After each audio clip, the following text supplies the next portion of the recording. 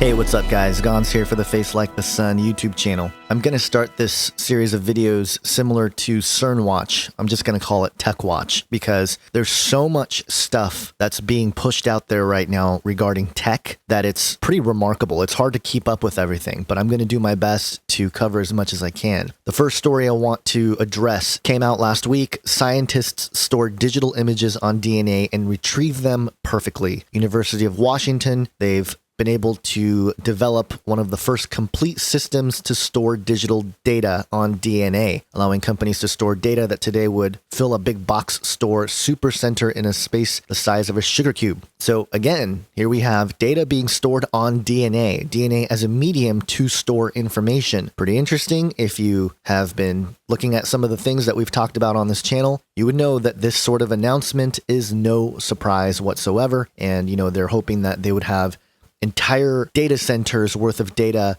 all available on the size of a sugar cube in a matter of years. So this sort of thing is pretty telling of what science has been able to do with DNA. And speaking of DNA, on May 1st, a lot of things happened on May 1st, which is very interesting. It was announced that Microsoft purchases synthetic DNA to store data. And actually, this is the same news item. This is just coming from the Microsoft end of it, because they were the ones that went hand in hand with the University of Washington to develop this technology. And it says here, quote, "This project enables molecular level data storage into DNA molecules by leveraging biotechnology advances in synthesizing, manipulating, and sequencing DNA to develop archival storage. Microsoft and University of Washington researchers have combined in a collaboration to use DNA in high density and durable medium where it's easy to manipulate in order to make ways for data storage." Now, again, if you're able to store all kinds of data into DNA, then of course they'll probably be able to create synthetic life forms, which they've already done. And especially coming from a biblical perspective, everything has spiritual implications. What does that mean spiritually to have synthetic DNA, to have information stored on DNA? And also just in terms of simple apologetics for the existence of God, it's so ironic to me because doesn't this prove a designer? Doesn't this prove that there's some sort of creator to life? If the information that's stored on DNA gives all the attributes to life, to human life, to any kind of life that has DNA, it really does support the teleological argument for the existence of God.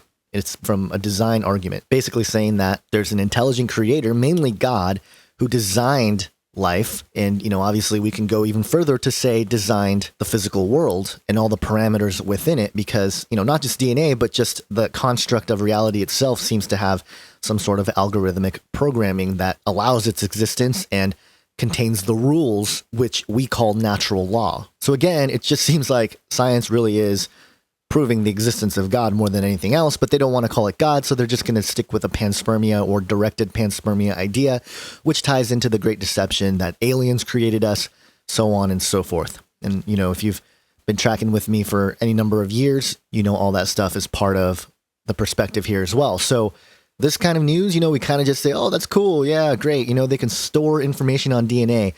But most people don't really think about the implications of what this means, especially Christians out there who probably saw a story like this and thought, oh, how cool. We're so smart, But in reality, there's something else going on, much more nefarious, in my opinion. And another story came out. Several of you sent me the link to the story.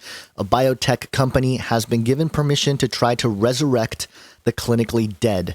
The CEO of BioQuark Inc., Ira Pastor, interesting name there, told Sarah Napton at The Telegraph this represents the first trial of its kind and another step towards the eventual reversal of death in our lifetime. Again, they are trying to defeat death. And this is why it is just so appalling to me that the church is not recognizing what is happening. The fourth industrial revolution that's really right at the doorsteps here. All these new technologies that are going to disseminate into society involving nanotechnology, quantum mechanics and physics, and even things like this ReAnima project, which they're basically going to try to stimulate the nervous system and try to get it working again and, get the heart moving again and maybe blood flow. I mean, it's pretty remarkable what they are doing. And again, no real ethical discussion here. I mean, yeah, they haven't been allowed to do it, but the Institutional Review Board at the National Institute of Health in the US and India has allowed this to happen, which means, oh yeah, it's okay. Go ahead, start resurrecting people. And this kind of story really does make you think about biblical prophecy, what the Bible said, which Jesus told us, as in the days of Noah. And, we know that if you look at Noah's lifetime, you look at Genesis 6, the Nephilim, all that stuff, but also the Tower of Babel and everything going on there, you start to understand some strange things were happening back then. And it looks like we're entering an era where lots of strange things are happening again. And it's really prime for the return of Jesus.